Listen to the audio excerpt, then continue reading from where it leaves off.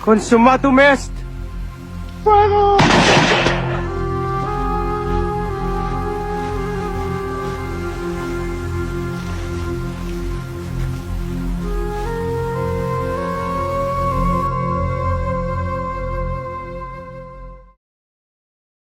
When Jose Rizal annotated Antonio de Morgas Sucesos de las Islas Filipinas, he was not just correcting a Spanish narrative, he was fighting a war not with weapons but with a truth about who we were before colonization, a truth that had been buried beneath the lies of Spanish superiority.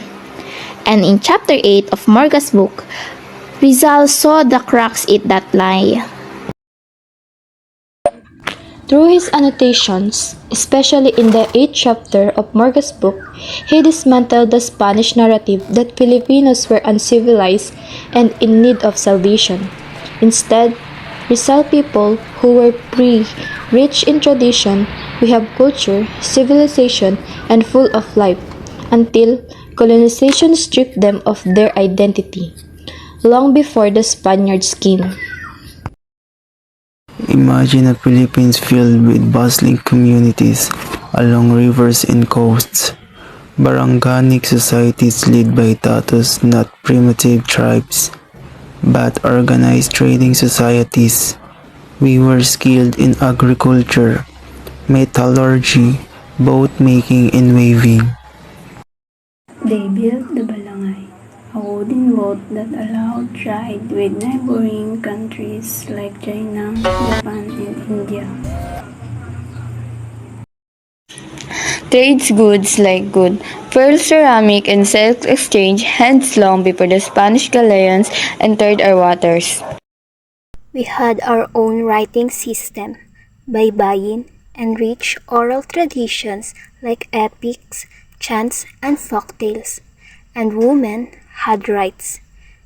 They could own property, lead rituals, and become a babaylan, spiritual leaders respected in society.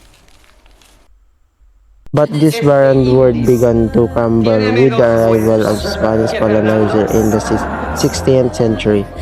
With the cross came the sword, with the friars came fire. The Spanish called us injurious, stripping us of identity. They burned our spirit, silenced our chants, they replaced our gods with tears, and our story with their Si la estatura es la única razón del por qué los españoles se consideran superiores. In chapter 8, Morga describes Filipino costumes, clean homes, fine clothing, and dignity. Rizal emphasizes these were not savages. These were people with culture. He annotated every Spanish bias with facts and context to restore Filipino dignity. He reminded us that colonization was not a gift, but a wounded one that covered our original self with shame and silence. Today, we must continue Rizal's work. We must question what we've been told. We must look back to move forward. Our past is not something to be ashamed of. It is something to be proud of. By remembering the truth, we honor who we are and who we are meant to be.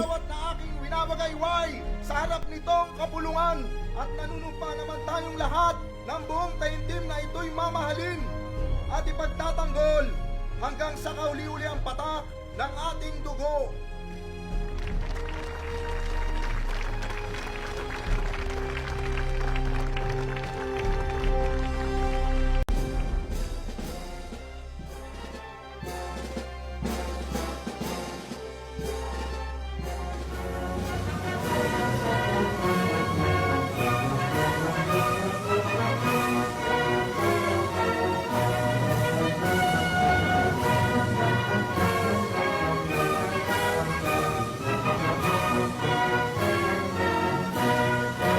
Consumatum est!